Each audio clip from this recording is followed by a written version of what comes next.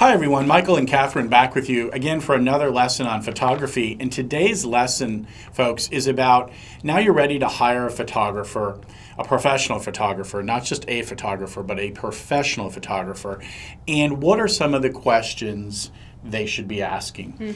So what I'm going to do is ask the central questions that I think we both kind of agree to that any property manager should be asking as they're interviewing a professional photography company or individual. And Catherine is going to share some insights as to why it's important to hire a professional photographer, but more importantly, the questions you should be asking as a vacation rental property manager and how they're answering those questions. So the first question is, the first question we think that they should be asking is, how long have you been photographing properties? Exactly. I want to stress the word properties. Yes. Okay. Yes, I'm glad this is the first one, just for the sole reason that if they're doing portrait photography or sports photography, they're not going to have the skill set for properties. Okay. They might be able to do an amazing job, but it's a different field, it's a different knowledge and, again, skill set that you need to have to go in there. So if a photographer they're really great at portrait photography, or let's say they're just really good at taking photos in general, right, it doesn't necessarily mean that they're an expert at architectural photography or taking pictures of homes from the outside or from the inside looking out at the Gulf or the beach or the mountains. And again, understanding it. Right, and then that goes into the post-processing aspect as well. Okay. Post-processing for properties is completely different than actually doing portraits. So I would highly recommend to find someone that can go in and has the knowledge and skill set and has experience in doing properties before. Cool, awesome, great answer. So next question I have for you is, do you have experience with vacation rental properties? Because we know, again, that taking pictures of, say, homes for sale might be a little bit different than vacation rental properties. Maybe you can shed some light on that and kind of the importance of a vacation rental property. 100%. So some elements are going to be the same. Okay. Obviously, the lines and what have you, but the smaller details tend to be a little different. Okay. As a vacation rental company, you're going to be using those photos for at least a year. Probably, unless something happens with the property and there's some kind of renovation. But you want to make sure that the details are taken care of that first time. And with real estate photography, an agent kind of has a different need than you would have. They're wanting those photos instantly in 24 hours just to get it online and sell. Yeah. Where for you, it's the same, but at the same time, you want to make sure that those details are taken care of. So you mentioned a minute ago in your answer about keeping those photos for about a year, and I know we're going to talk a little bit more about that in some FAQ sections of the lessons we're going to have. But I guess my question is, as a vacation rental manager, how often does one need to be refreshing photos?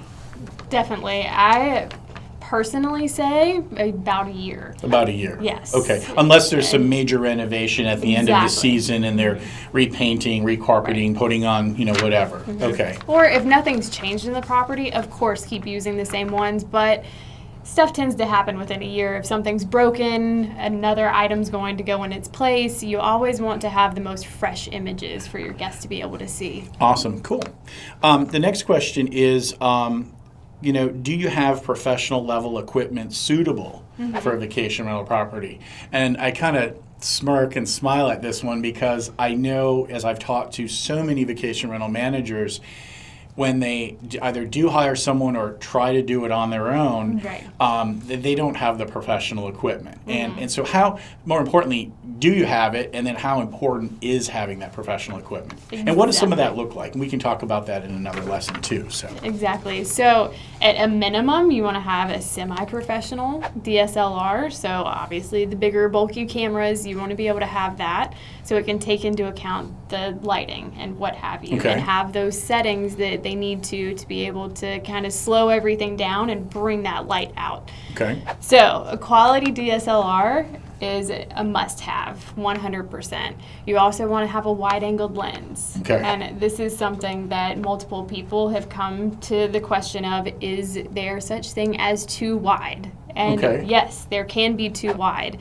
If you start getting that fisheye look and walls become distorted, that's a little too much, but you want to have enough to catch from one side of the room to the other side of the room with your lens. So camera, a wide-angled lens, and then a tripod is also a must. And many people on this element are, why do I need a tripod? Can I not just hold it with my hand? A lot of times you're going to bring the settings down on the camera to the point where there's going to be some shake.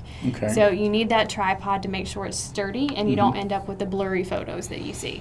So what about lighting? I mean, I'm just curious about lighting too, if they're shooting a property, and do they need lighting? I mean, I know we're in our studio, but in our offices, corporate offices, but we have great lighting. but do they need lighting? Do they need to invest in lighting as well? So lighting can be kind of tricky, especially with different rooms and different elements. I personally do not use off-camera or on-camera lighting that much. If there's a really dark room and it needs it, of course, bring that in. Sometimes it'll make stuff pop more. But overall, if you're using the HDR technology at this point, which is high dynamic range, that's going to bring out those elements where you're taking multiple exposures. So you'll have a really dark photo, then a well-exposed photo, and a photo that's way too light. So then you combine all of those together, and that's where you'll be able to see the outside and the inside together. Cool. And we showed some of those examples in another lesson, and obviously we've got a few here that we're showing you as well. So, again, those are some of the things. If you have specific questions, you can email us or email Catherine, and she'll walk you through some things that might be able to be helpful. Yes, please do. Cool. So, the next question is, what services do you provide as a professional photographer? So, I know that's a really important question that the manager should be asking, because again, I think there's a lot of assumption that he or she, they're a really good photographer. But what services specifically? Exactly. So a professional photographer that's going to have real estate experience or vacation rental experience, they are actually going to have services catered to what you're looking for. So that's going to be anywhere from, obviously, the property shoots and already having packaging ready for you to go to be able to choose from aerial drone photography, twilight, stuff that's catered 100% around property photography and not a different type. Good. And I know we're going to be doing a separate lesson just on those types of services, standard and advanced, and we'll go much deeper into that about what you should be looking for with drone and twilight, which I don't even know what that means. So, anyways, I mean, I thought it was like a vampire movie or something, but anyways, no. But in all seriousness, so really asking that question about their services, what they provide, is really, really important. 100%. Cool. So the next question is, do you complete, and the other question they should be asking is, do you complete all of the processing yourself, or is that outsourced? And I think there's a reason they should be asking that, and I'm sure you'll share with the group why. So this is one of my huge recommendations. You want to make sure that you're going to get the same quality photos over and over again for no matter what kind of property you have.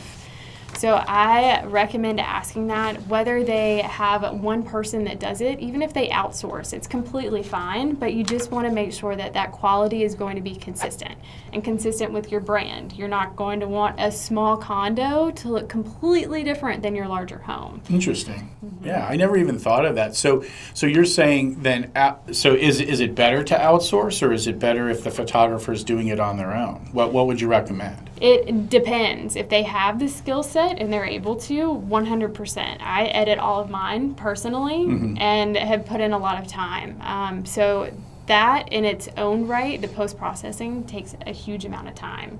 Okay. Cool. Well, and I think when you look at the work that you've done, and I've seen it in Charleston, and it's fabulous, and I want to congratulate you on that, because it is really, really good. I think the consistency piece is a really important message here, is that if you do outsource it, make sure that they're consistent and the value and the image you're getting is the same. So even a 1-bedroom condo can look as exquisite as a 5-bedroom home on the golf course in Kiowa, right? Yes. Cool. Cool. Awesome. Cool. And one other thing with that is it kind of puts the photographer on the spot a little bit, which can be very interesting to do. They're normally not going to get that question. So all photographers out there, I'm sorry to give this tip away, but no, you need to do it. It's huge to be able to ask them kind of, what is your process, and to ask a little more and to get that information I think from that's them. I think that's such a valuable nugget for our audience as property managers, and we have a lot of real estate people watching this and multifamily developers. I think it's a great question. They should be asking, and there's no reason we shouldn't put them on the spot, because this is, as we've talked about in subsequent lessons, and we'll talk in future ones. It's such an important piece of our business that, again, kind of sometimes can go overlooked. So cool. And then I guess my last question is, what they should be asking is, what's the turnaround time for final images? I know people are anxious. Exactly. And PMs are always anxious. And so what's the typical turnaround time they should be looking for? Typical turnaround time for real estate, we'll go in that kind of first. It's huge to have those within the first 24 hours. Okay. Your client's beating on your door saying, I want my property sold. So that's kind of industry standard for real estate. For the vacation rental side, I personally do 48 hours, and that gives more time for the editing and to make sure that it goes into more detail. It's, again, going to depend on the company. 2 weeks' time is a little much, and everyone's going to get anxious. So I always recommend to ask this question, make sure expectations are set for everyone getting involved with the project. Yeah, and I think 48 hours. When I heard you say that, I was like, I'm thinking, wow, that's great. To me, I mean, I as a property manager, I would say that's fair. It gives you time to do great quality work. Exactly. But it's not, and you're really only waiting 2 days if you really think about it. Yes. So good. Okay, awesome. Excellent. So we appreciate you being here for this lesson. As property managers, these are some of the questions that you should be asking when you are hiring a professional photographer. And we've got a document that will support these questions at the end of the lesson. So definitely take these questions, use them. And again, as always, if you have further questions for us at VVRU, you can email us or you can email Catherine directly. We look forward to seeing you on future lessons, and have a great day.